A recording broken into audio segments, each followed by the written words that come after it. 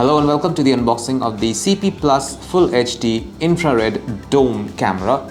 This is basically a CCTV camera, but it comes with infrared and night vision capabilities.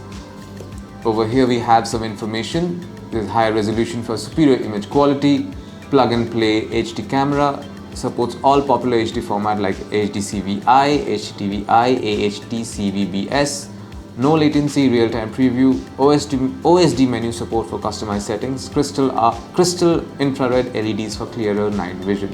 More or less the same information on both these sides, so I'm going to open this box and show you what's inside.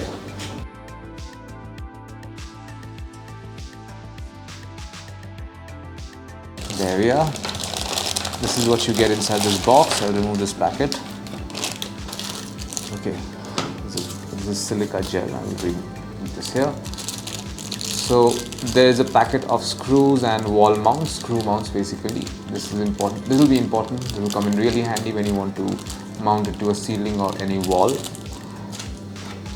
And this is what the camera looks like.